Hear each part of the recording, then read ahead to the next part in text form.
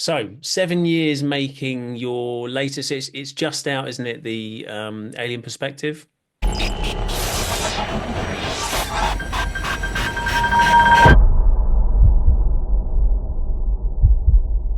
Most science documentaries look at an encounter with extraterrestrial civilization from our point of view. But let's turn it upside down. And and that was it. And then I had to go on national TV and debunk. I think I'm the only filmmaker to ever do that. Debunk my own movie.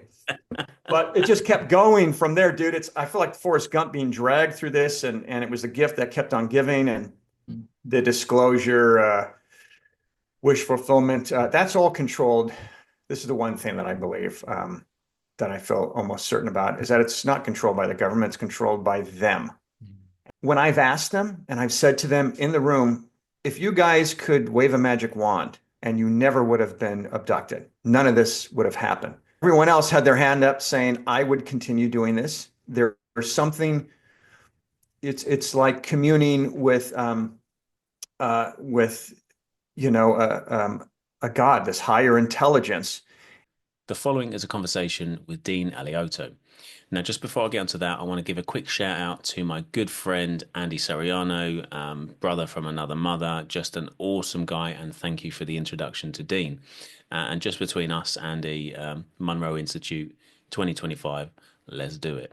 Now, Dean is another awesome guy in this space. He's not only someone who's worked to shape the UFO genre, but also the entire found footage filmmaking style. Dean is an award-winning director, writer, creator of classics like the McPherson Tape, a film that was literally lost in a fire, only to resurface years later as a supposed real alien encounter footage. He also directed Alien Abduction, Incident in Lake County, highly rated Paramount TV movie that terrified audiences and blurred the lines between fiction and reality. Beyond the UFO world, Dean has worked across multiple genres, from westerns to supernatural thrillers, and most recently he spent 7 years crafting documentaries on the UFO phenomena. The Alien Perspective has just been released and is awesome, available on Amazon and Apple. We'll be diving into his experiences, the impact of found footage storytelling, working with the abductees, the negative and the positive aspects of the abduction side of UFOlogy, the UFO community's love-hate relationship with hoaxes, and where he thinks disclosure is headed. This was such a fun and insightful conversation, and I can't wait for you all to hear it. So, without further ado, the following is a conversation with Dean Alioto.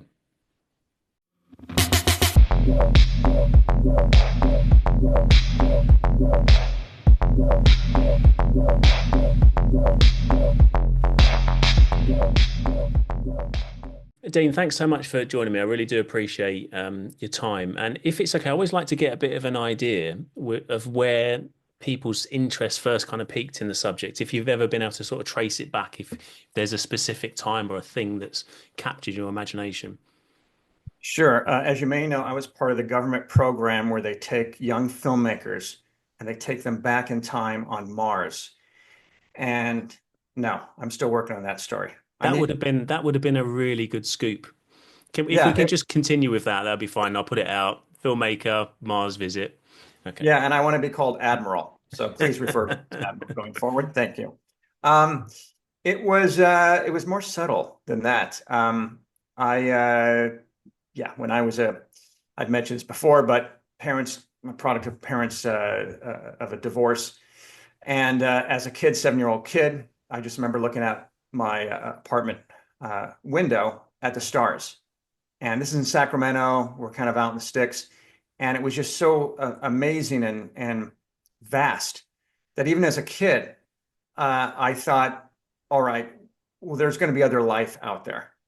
It's not just one big spaghetti strainer that was put over a plate. And that's what I'm seeing as light coming through this spaghetti strainer. I knew that there was something out there. And maybe there's a kid, an alien kid, who's going through the same shit that I'm going through. And so I took that as inspiration, and always have had my head in the stars, I guess, since then. And so that was it. Then I started watching shows like In Search Of, and what was the movie? Came out in theaters. First UFO film to come out in theaters, called Chariots of the Gods. And that got me going. And so anytime there was anything with UFOs or Bigfoot or Loch Ness Monster, etc. I was all over that. So that kind of got focused when I saw the movie Close Encounters of the Third Kind. I mean, I do remember seeing Interrupted Journey, the Barney and Betty Hill story, and thought that was pretty cool. And then hearing about Travis Walton, but seeing Close Encounters knocked me on my ass. That was the first time that science fiction was spiritual for me. I mean, yeah, 2001 had that as well, but this was someone being plucked out of a situation where he wasn't a good fit. And it's funny. Spielberg himself said he would never make that movie today because he's got kids and he would never abandon his kids.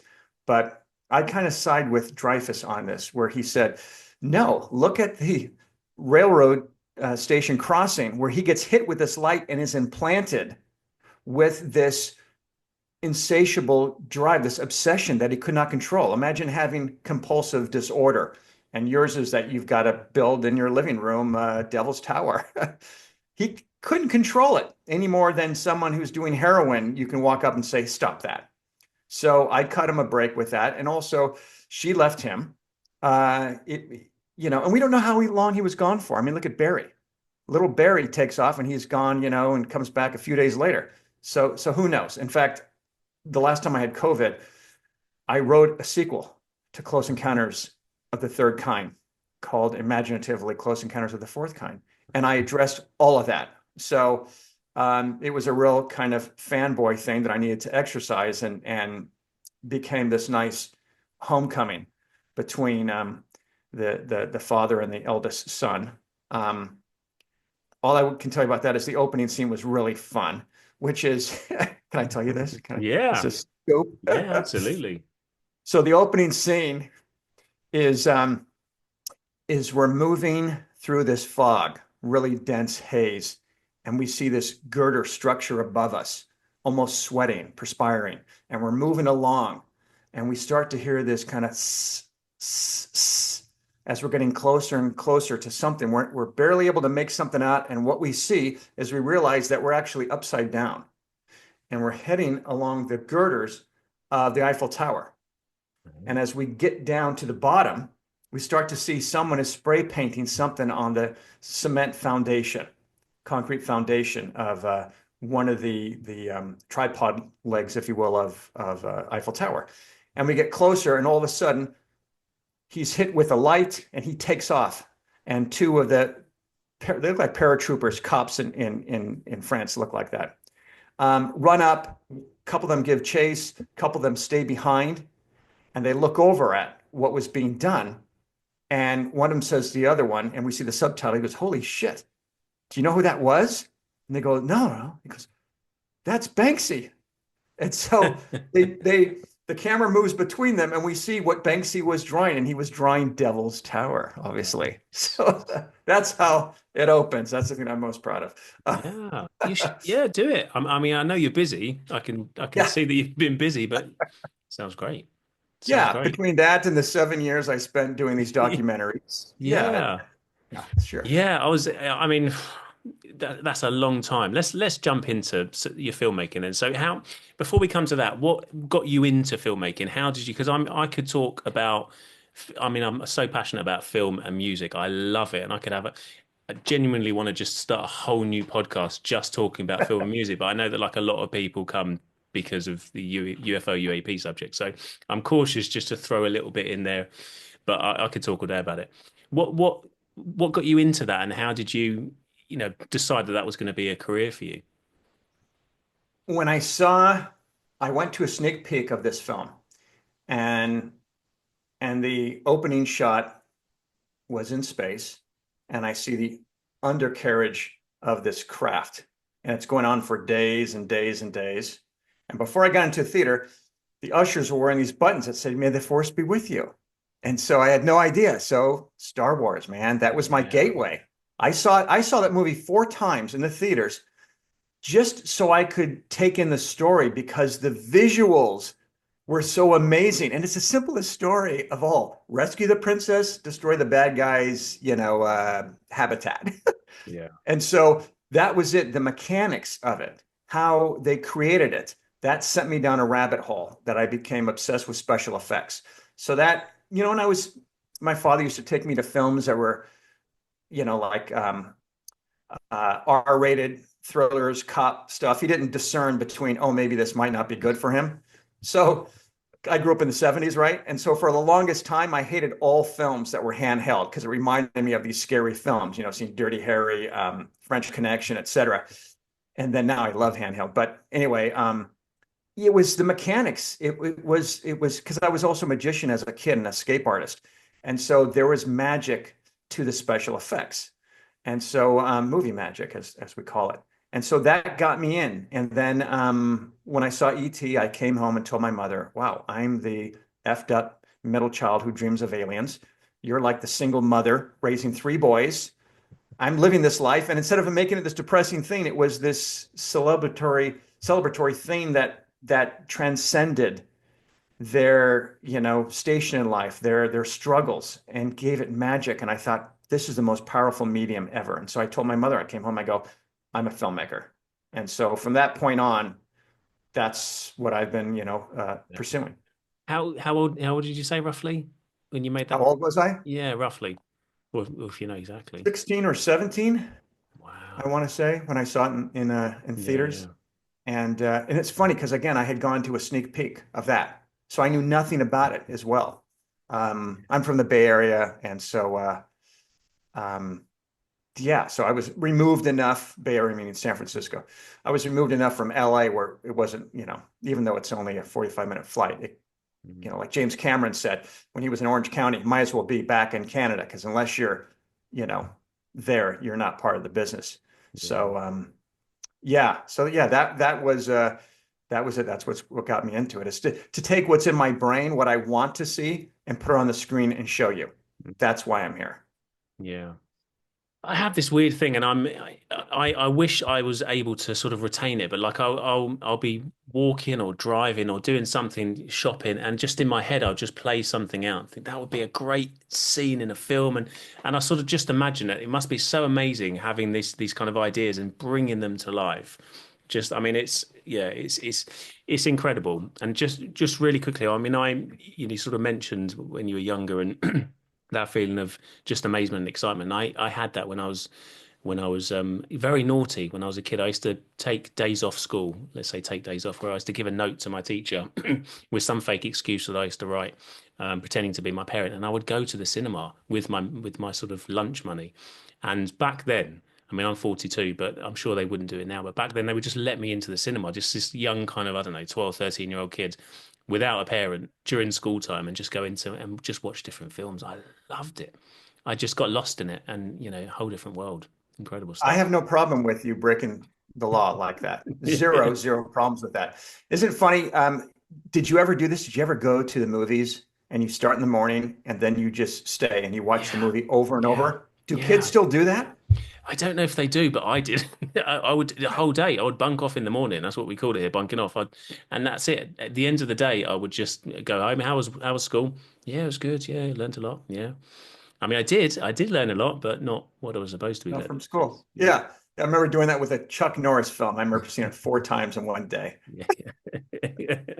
Yeah, I mean, back then you could get away with just going from one. I don't know if it's the same over there, but once you're in the main kind of reception, they just assume you're going to watch one film, so you can just wander into the next and the next. Oh yeah. Very naughty, but you know. Yeah. Now the definition of naughty is like doing crack in the Yeah, alley and everything. They've yeah, taken it up many notches compared to us. Maybe we stole some red vines. Maybe that was the most that we would, you know, venture on the dark yeah. side. So I heard a crazy story, and I don't know if this is true or not, but I heard that one of your films, I think one of your early films, which was the McPherson tape, sorry, Yep. which was the sort of alien land in the garden. It was like a first hand, like a child was filming. I don't give too much away, but I heard that you'd made this film, just a groundbreaking film, set a genre, and then it kind of went up in flames, as in like the master. Is that true? Can you tell that story? Have I got that completely wrong? Yeah, no. You have that right. It just I like hearing that you said in the garden. That just is so much more poetic than out in the woods. Yeah, all of that is actually true. So after I dropped out of my second film school, this one was latest one was USC, and decided to make really bad shorts, be much cheaper than pay for tuition.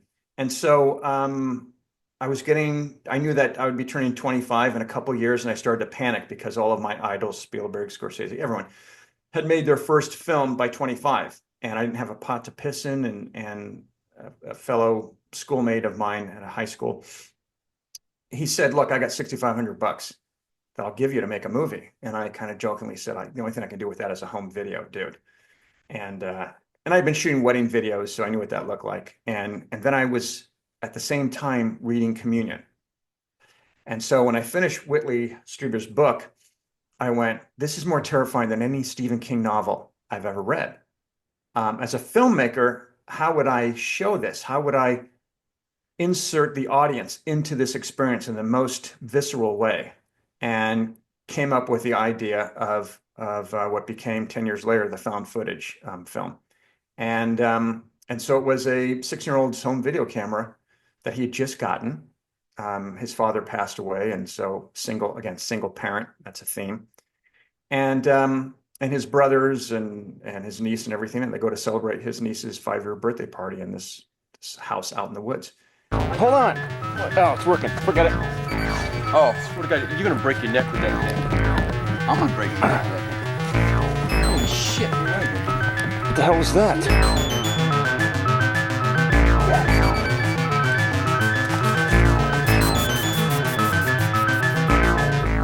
Holy shit.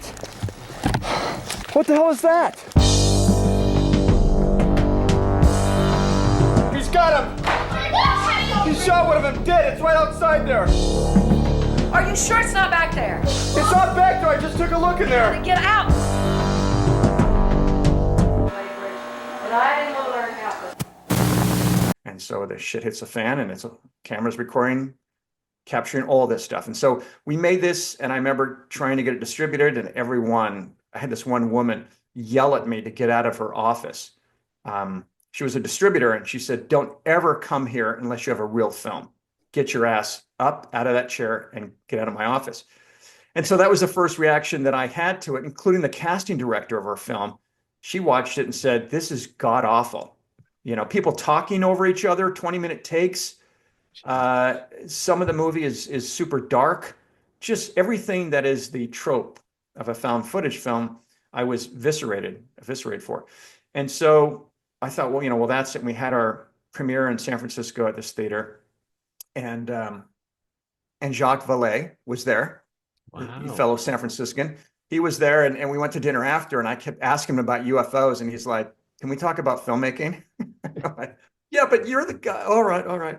Anyway, so the film actually got distributed, and then I checked in a month later and with the distributor and said, "Hey, how's the film, doing?" He goes, "It's up in flames." And I'm thinking he means it's on fire.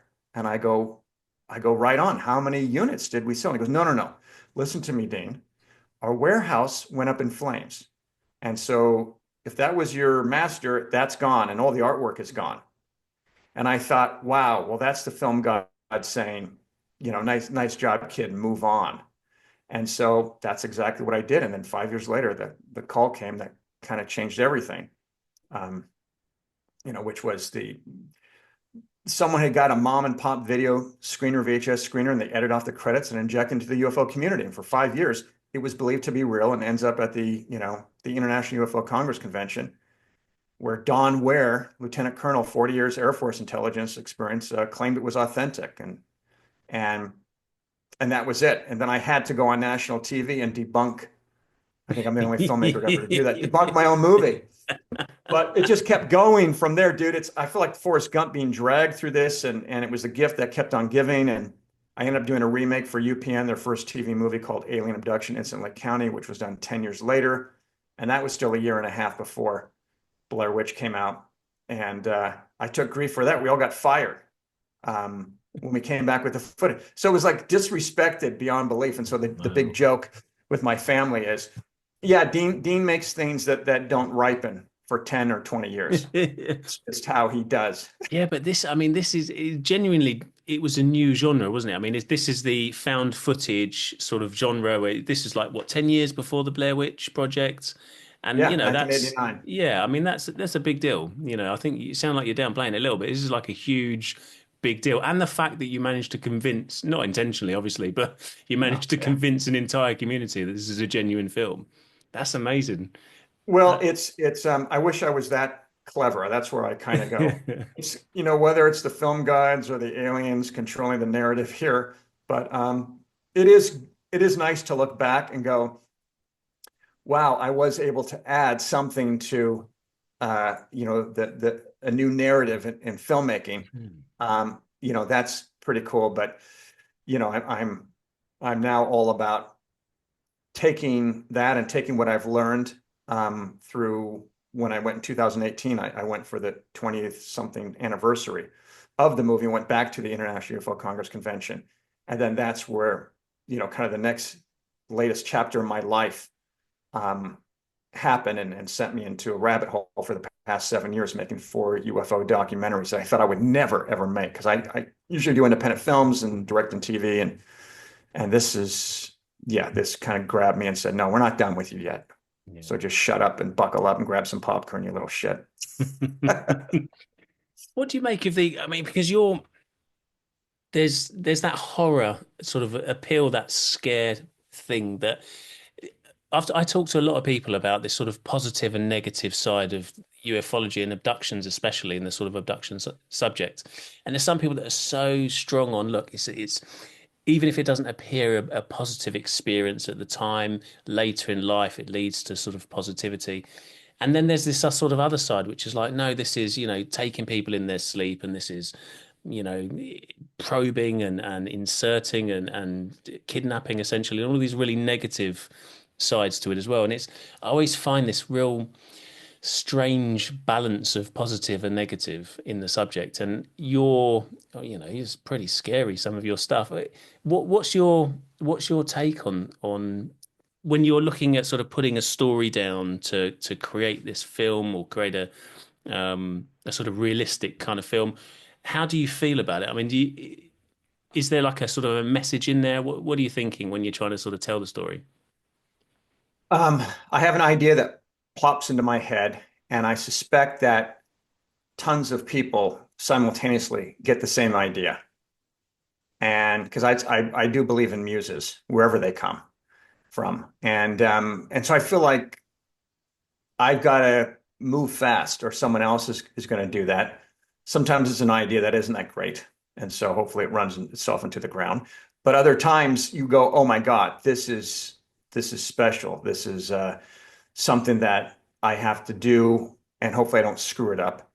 And so I think after going to 3 different experiencer support groups and talking to extremely credible people, some of them very much above average in intelligence, I feel like it's something that when I've asked them and I've said to them in the room, if you guys could wave a magic wand and you never would have been abducted, none of this would have happened, because I hear your stories and how terrifying it can be and everything. Would you wipe this out and have it never have taken place? Let me see a show of hands. And the only person's hand who wasn't up was mine. Everyone else had their hand up saying, I would continue doing this. There's something, it's like communing with a God, this higher intelligence, and they feel special. They feel like they're chosen, which by definition they are.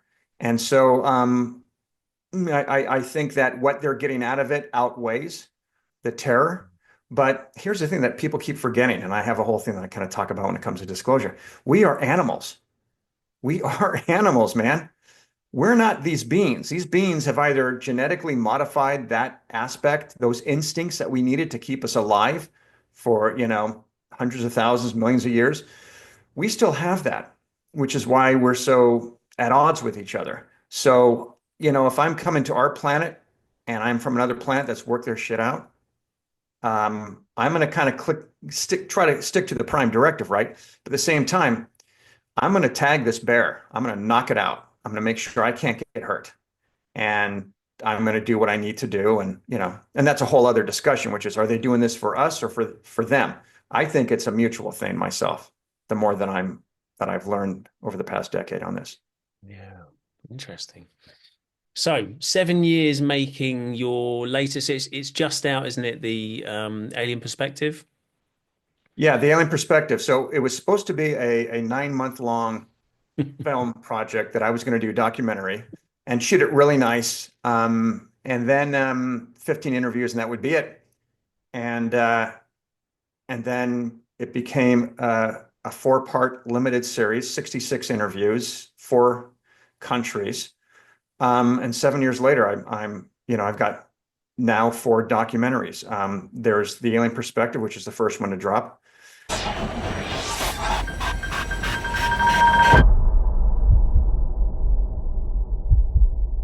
Most science documentaries look at an encounter with extraterrestrial civilization from our point of view. But let's turn it upside down. Simply the hypothesis that we live in a computer simulation. The question comes up, who created the simulation? It was observing us. It was communicating. My questions are, where'd it come from? Could they maybe be us in the future?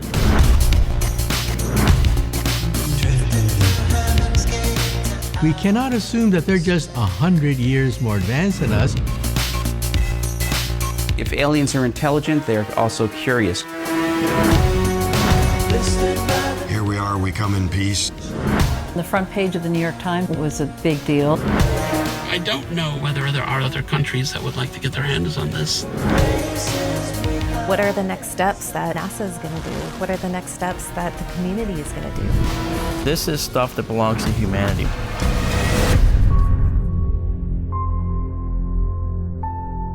And you can get it now on Amazon and Apple TV. And then the second one is coming out. We're going to have our world premiere at Contact in the Desert. May 31st, it looks like. And then June 1st, the second one will come out. And there's kind of a vicious cliffhanger. Sorry about that, folks. Between part 1 and part 2. And then the other 2 docs, one's about John Mack, and the other one is one that's really near and dear to my heart, which is The Experiencers. And that one will probably come out at the end of the summer. And that's all about the Experiencers, and that's got some wild things in it. But yeah, so it's like I would start at NASA, and then NASA would lead me somewhere else, and then that would lead me somewhere else. So it became this thing that went on. And I had a conversation with Yvonne Smith, well-known hypnotherapist who works with experiencers, and she runs a couple support groups. And I said to her, I go, Yvonne, why am I doing this? I know that I'm into sci-fi and aliens and stuff, but seriously, this has gone on enough. And I said, I'm not an experiencer. I've combed through my past. I have no memory of being taken.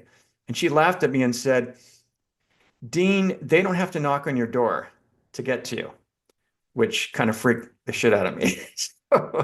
So maybe that's what's going on. But I'm almost done with all of these. I just have some animation that I got to finish. Awesome. Yeah, I mean, I keep hearing this. There's no coincidences, and everything's just somehow linked, and there's a reason or a pattern or something. I feel that because I'm so compelled to just keep researching and speak to more and more people. And like prior to maybe, I can't remember, it wasn't that long ago, I'd never seen anything in the sky. I mean, I was fascinated by it, but I'd never seen anything. Not that long ago, I did see something that was just very, very odd, very, very odd. But, prior to that, nothing. But I still felt really compelled and speaking to other people. And I remember at one point I was talking to somebody, and just earlier than that, reviewing some footage, because I get sent footage often. And I'm thinking, well, why haven't I seen anything? And because you're looking at a screen, just go, get outside and have a look at stuff. And I have and seen stuff since. But yeah, I think there's something there. There's these synchronicities that we keep seeing, and something to it. It's all intentional. I mean, the disclosure, wish fulfillment. That's all controlled. This is the one thing that I believe, that I feel almost certain about, is that it's not controlled by the government, it's controlled by them. And so, my buddy Dave Foley hadn't seen a UFO. And then, a year and a half ago, he's hanging out with Jeremy Corbell and says, literally, this would be a great night to see a UFO. And they go, ha, ha, ha. And then Jeremy's like, look behind you, and there it is. And when Foley told me this, I was really envious. I'm like, God damn it. Why can't, and did you shoot any video? He goes, no, no, no. It was for us. It wasn't for videotaping for anyone else. Jeremy, of all people, you think, oh, he'd whip out his, iPhone and capture that. But it was like, there's this communication that goes on. And so again, it's tough because I'm making a documentary, and all of us are making documentaries, hopefully not for just the UFO community. But if you do that in that space, you better have 2 or 3 mic drops. And so we worked really hard to get those in every episode. But we're making it for the by UFO curious. We're making it for the people who are kind of, need to grab their hand, gently lead them into the rabbit hole. And so I really feel like these crafts are communicating with us. When Commander Fravor says the craft turned and looked at him, he literally says it turned and looked right at him. So, I think that there's a consciousness. I think these things are probably organic, probably alive. I think they're maybe operated telepathically, and it's solid state technology. It's not like what we have. Yeah, it's so important. I mean, people get, like I said, last year I did I took part in a very small part in a documentary, Beyond UFOs and the Unknown, and it's it came out and I was really excited because I've never been in anything before, and there's me on this big thing that's on MGM and it's amazing. And then a lot of responses from people like, oh, same old thing, same old thing. And, oh, it's, over Hollywood and too glamorous. And let's just get, and I remember thinking at the time, like, it's so important to keep people interested and to draw new people in, because we want to figure this thing out, and we want to at least get closer to figuring it out. And in order to do that, you need new people, you need new generations, and you need people constantly engaged in the subject, because it's all good and well having, a show that comes out many, many years ago and really piques your interest, and then you forget about everything for, after a couple of months, and then you move on with your life. Well, we're not going to get any closer to the answers unless you're constantly engaged, or you're able to re-engage, a bit further down the line. And I think that's why it's so important. People like yourself and others, James Fox and others that are really working hard to keep this in the public arena and keep the focus on it, and get some of these people on in front of the camera and just telling us as much as they can, and just trying to, squeeze out a few more snippets. So how many people did you interview in the end? Lots of 66. Wow. And only like 3 or 4 didn't make it in the documentary.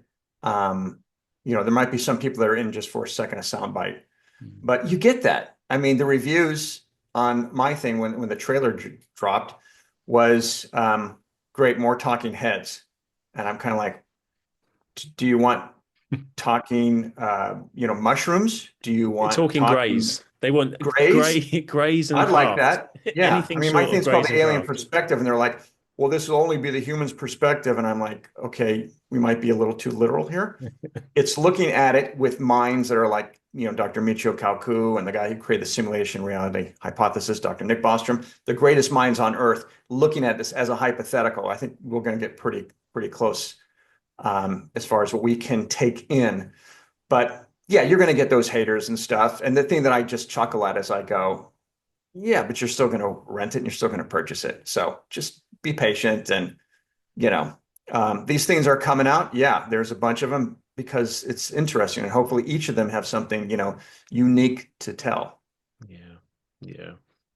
I think it's fascinating stuff. And I think it's really, really important. And I think it genuinely is. You might not see it, but you can kind of feel it. You can feel the new people coming into the scene, new people that just, I didn't know about that, and that's interesting, and this is interesting.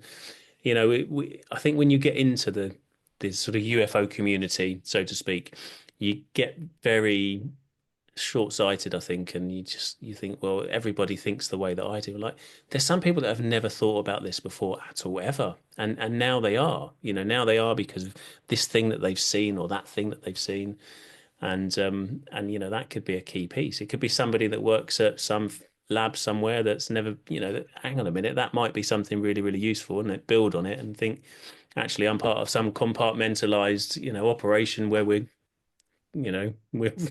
re-engineering or reverse engineering some sort of craft. I just realized, I don't know. I think it's super important.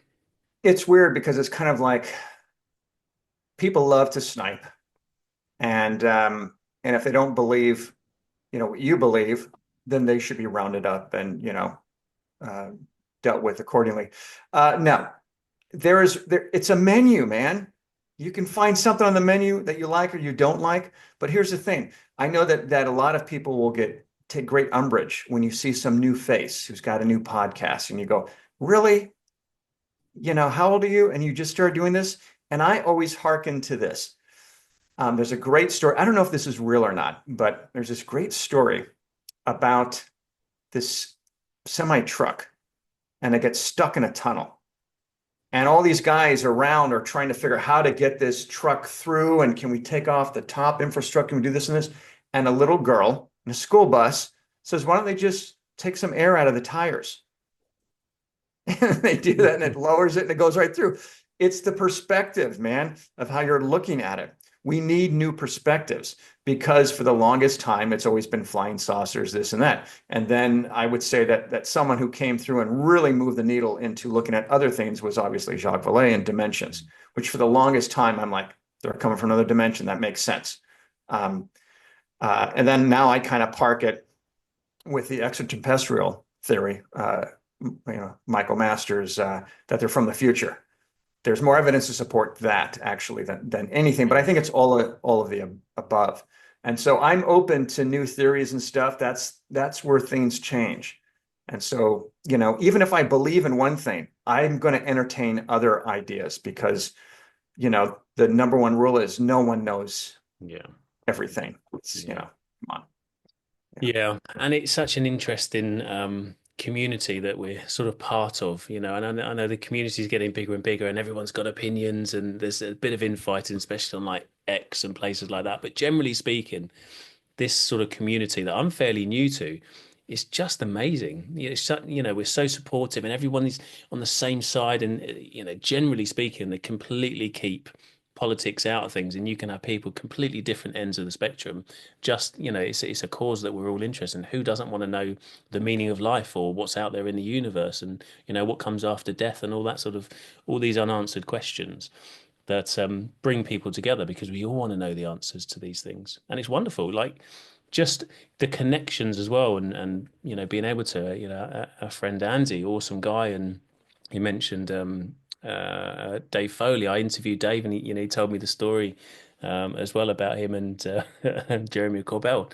Like, I would never get the opportunity to speak to really, really interesting, super creative people had it not been for this community, this subject. The UFO, UAP, non-human subjects. Like, I'm just some dude in my spare room. All of a sudden. Yeah, but it's funny, because what will bifurcate audiences are those in the community faster than anything else is when someone comes up and then they upload by an anonymous source fake footage. Yeah. And then everyone's like, oh my God, this is it.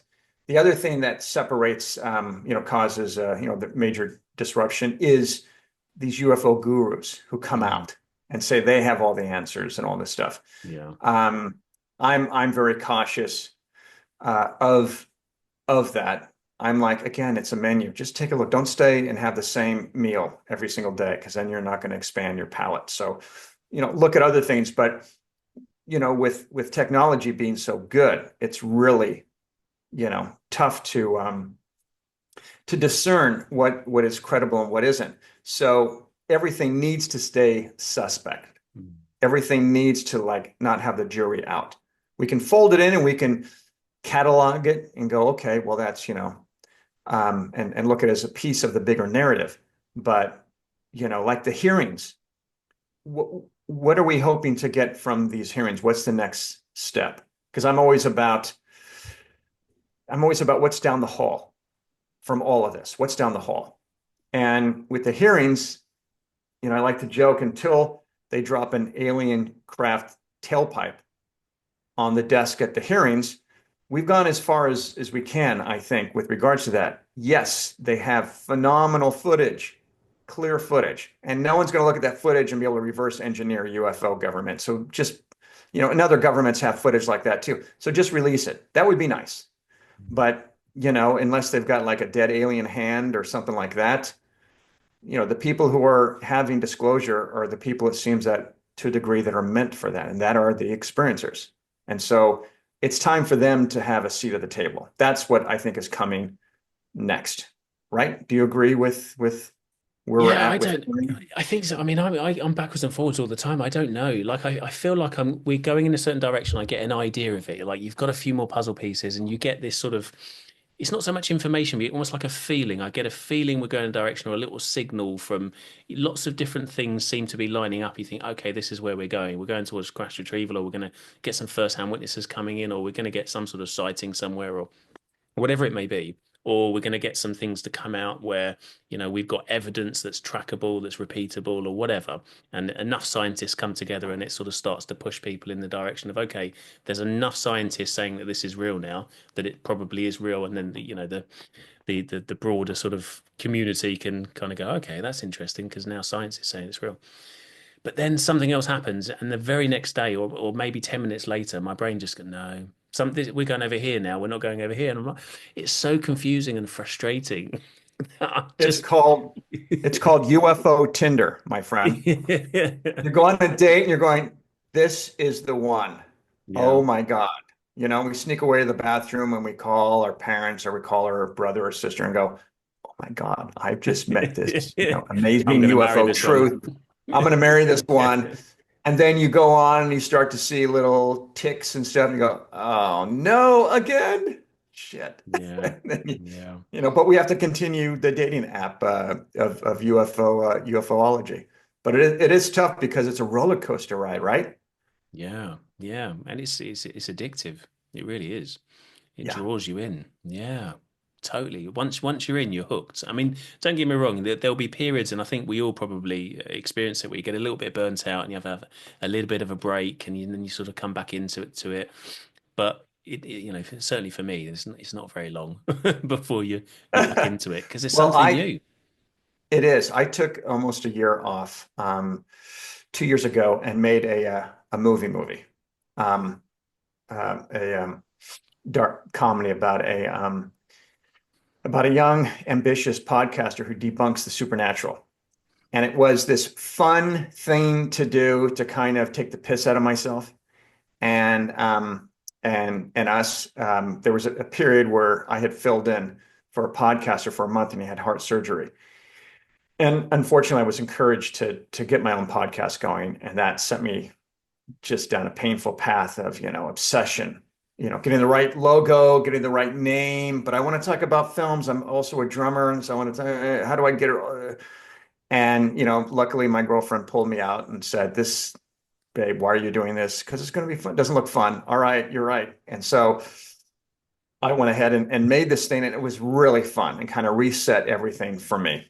And, and then I was keen to come back. And so now I'm back in it, and it's really sad. No one's doing an intervention on me, so I'm going to continue with my addiction. Yeah, definitely.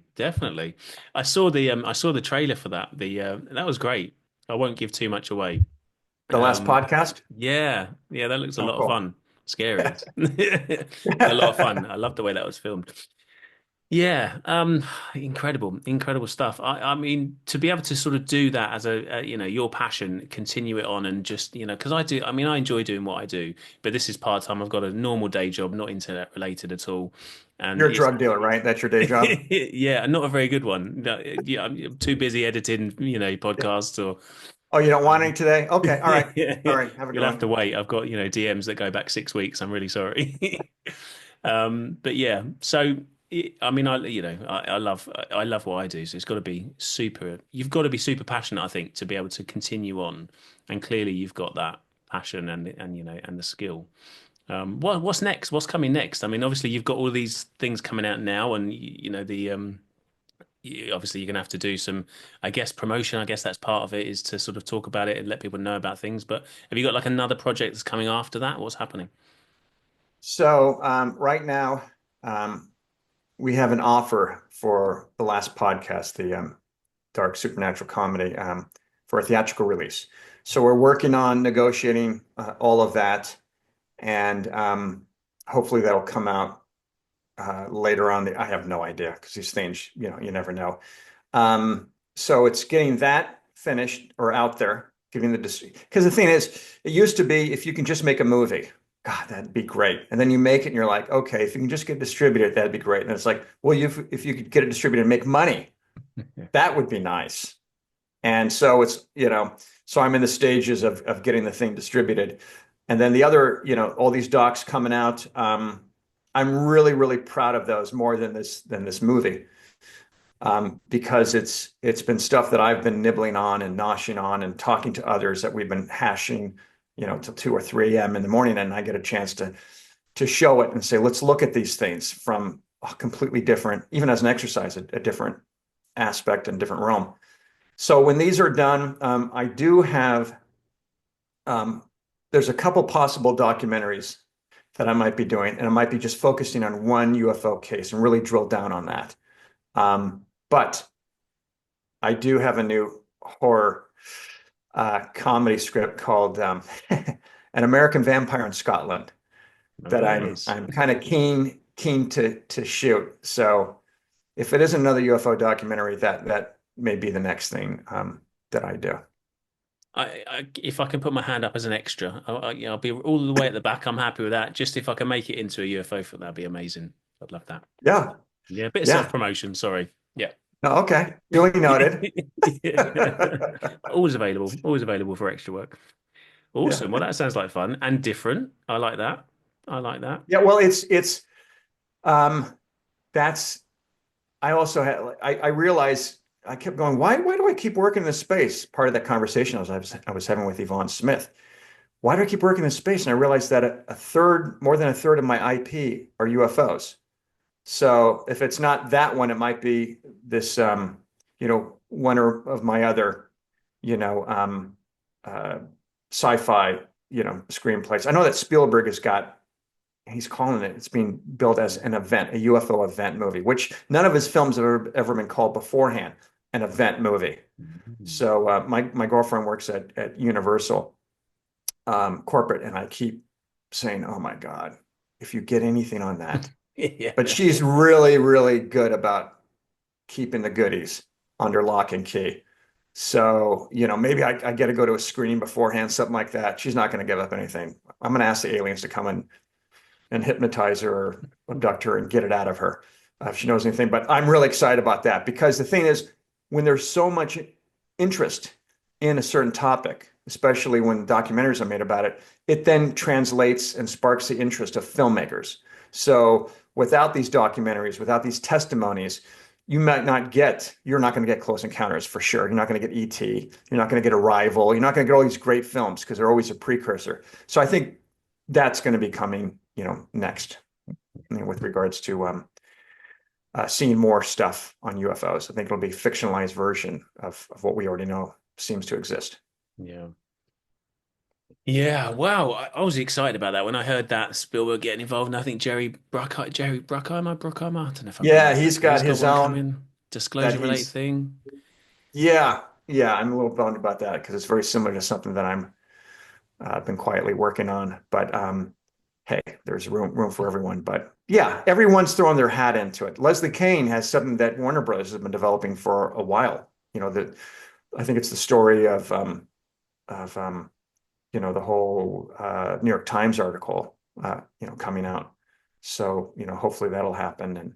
And there's some real fun stuff coming. Yeah, it's really exciting. Really, really exciting. Just bringing it into the mainstream. I mean, we've always had these sort of UFO, UAP related films and aliens, but it's like they seem to drop off for a while, and then but they're coming back now, and it's very much like disclosure related, and it feels like, and I hear this a lot, it feels like something's building. It really feels like something's building, which is exciting, certainly from from my perspective and people that are really focused on the subject. But yeah, I'm looking forward Oh, to it. it's an insane time to be alive. I always try to remind people, look, you need to understand what life was like before 2017. You really need to take that in. Every time this subject was mentioned, cue the X-Files theme. That does not happen. If anyone's doing that, they're a moron. It's like, come on. But it is, the narrative has changed. It's a sea change. As we've heard in all these documentaries, people saying that it is a whole new level. It is now accepted. I mean, the general public already accepted it, but now it's literally in the records. Navy said this, and everyone else is following suit. So this is great. It's a great time if you're a ufologist or a fan, even of the field. It's awesome.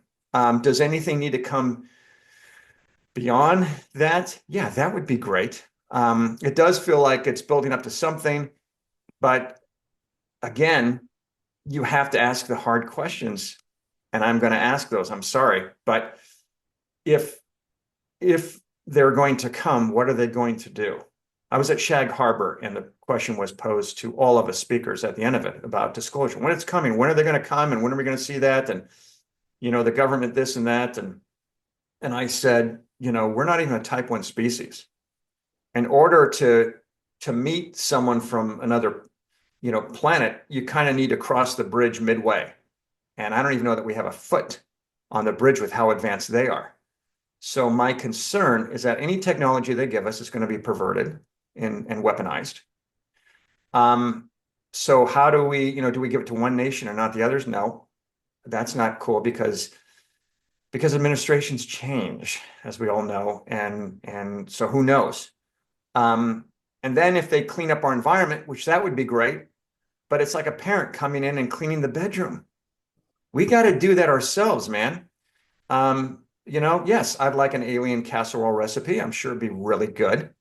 I'm sure they've got spices we've never heard of. But seriously, I feel like, what are we hoping to get from that? We already know that they're here and they're visiting. But what is disclosure? So I always ask people, what is disclosure to you? For me, for experiencers, they've been having it for decades, like I said, centuries. So what is that? Because I'm concerned about any nation, again, having something that can come back and hurt us. But we're so young, We're so young comparatively on the spectrum. Michio Kaku says in my documentary, they're not like 100 years old, or they could be thousands, it could be millions. In fact, it could be billions, because we came 3 or 4 billion years late to the game. So what do we have to offer this galactic federation? I don't know. I want to believe that they can come and all that stuff. I'm just saying, I'm trying as a filmmaker and as a storyteller to find that narrative that makes sense and go, okay, this is why they would come. And so far, I've not heard a compelling reason for why it would be safe for them to come and expose themselves. Lou Elizondo, sorry, last name, Lou Elizondo will tell you, when he was briefing generals, a section of the generals would say, thank you so much, you're doing God's work. And then another chunk would say, they're demons, right? You can't win. No, you can't, can you? My big worry is that it, like, nothing happens, or something happens, like we get some form of disclosure, or we get some official from people that the broader community would accept that's disclosure, because that's an official, the president, whoever, prime ministers come out and say, the head of science for the country. But then, like, day 2, there's no real impact. Like, oh, okay, that's really interesting. Like, we found a new species of something in the ocean. That's really interesting. Taxes are still going up, and we've got no new technology. The cost of energy is rising, and inflation's still going up. No, I've not got some sort of instant, green energy generator in my house, and I can fly at light speed to America and hang out with my friends, and then fly back again within 10 minutes. None of that happens. We don't end all wars. And it's like this massive build up to then almost like an anticlimax. That's what I'm worried about. I'm hoping it's going to have like this massive impact, a real positive impact on on the world. Yeah. I mean, humans at their best are explorers. In fact, you could judge a civilization by how far they explore. And so after we landed on the moon, we pretty much shut things down. We won that race, and that was it. Yeah, I'd love to go to Mars, but not at the, expense of other things that have a higher priority. But we are capable of phenomenal things. And when we get together, and in the right way, and we're doing it from a place of love, let's say, then we accomplish terrific things. Then we can evolve. In other words, we have the potential to meet these guys midway on the bridge, but a lot of our pettiness and greed is holding us back. If there's, again, I'm simplifying it, but we're only as strong as our weakest link. And until we can, take humanity and elevate everyone and everything, we're not really going to be, ready. We've got to clean up our bedrooms, I think. Yeah. Yeah. And what the hell do I know? No, beautiful. I love it. What a good way to end things. Thanks so much, Dean. I really, really appreciate you talking to me. I really, really enjoyed this. You're such an inspiring dude, especially for me. Like I'm like really, really early phases of trying to think about making a film, and I've started working on a very small documentary. And I'm like baby steps in an environment I'm not used to, trying to learn from everybody that's these seasoned, incredible, talented people. And it's really inspiring. Genuinely really inspiring, trying to get involved in this space. So I salute you for your work. Thank you. Just want to let you know, if you tangle in my space, I will crush you. Okay, there's only room for a few documentary filmmakers. I will take you out. No, dude, if I can help, in any way, and all of us are helping to get there, to get us there. So I applaud what you're doing here. Andy told me, but I already knew about your podcast, and it keeps coming up on my Instagram feed, all these clips and stuff. I'm like, well, hold on, let me flick on that. Yeah, no, I enjoy it all. And I don't know that we're doing God's work. Maybe we're doing the aliens' work. We're doing something, but we are all, leading us hopefully to that paradise. So yeah. Awesome. Cheers. Thank you. Nice one. Thanks, Dean. Take care of yourself, man. Hopefully we'll stay in touch and speak again soon. Absolutely. All right, Jimmy. Peace. It's been a pleasure. Cheers, man.